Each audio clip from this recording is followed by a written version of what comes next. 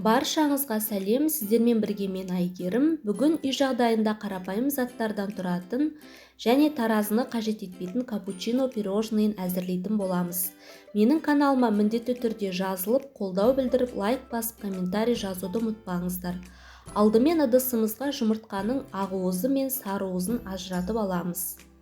Ыдысымыз міндетті түрде құрғақ және таза болуы қажет. Және сарыуыздың бөліктері ақуызға түсіп кетпеуі керек.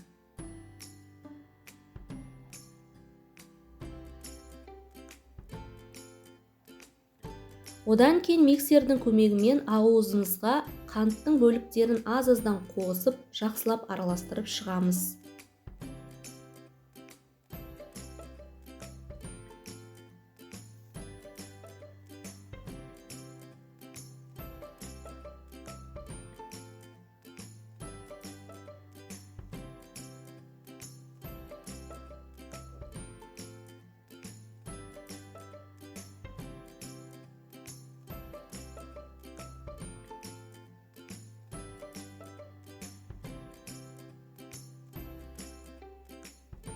Видеодағыдай ағарған масса пайда болған соң, сарыуызды біртіндеп қосып араластырамыз.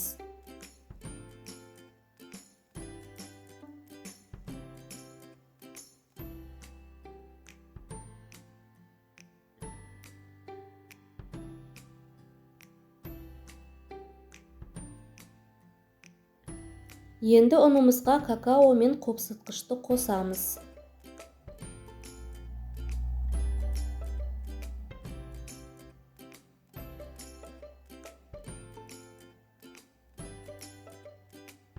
Және массамызға біртіндеп қосып араластырып шығамыз.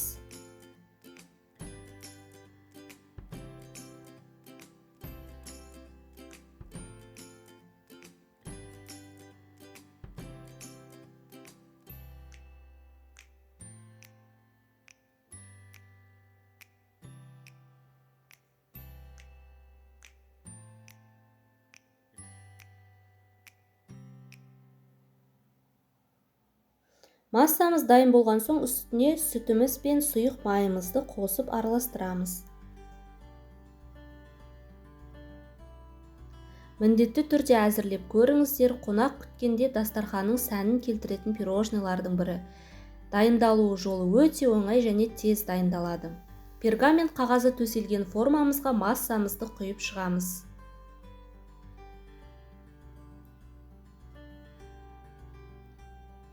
Қызып тұрған пешімізге 180 градуста 20 минут аралығында пісіріп аламыз.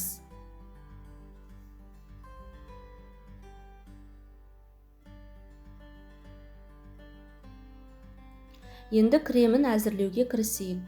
Бізге варенка және сгущенка қажет болады, екеуін қосып араластырамыз. Бұл өте оңай кремдердің бірі, немесе өз қалауларыңыз бойынша басқа да кремдерді қолдансаңыздар болады.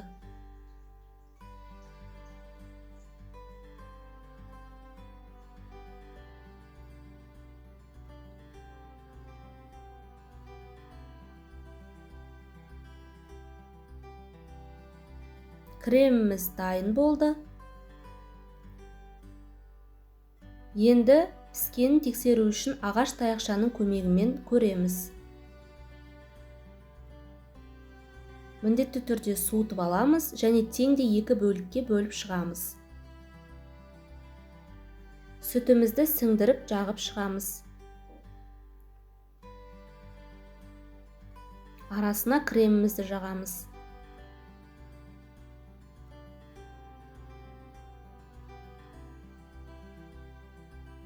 Екінші бөлігін де дәл солай етіп аламыз.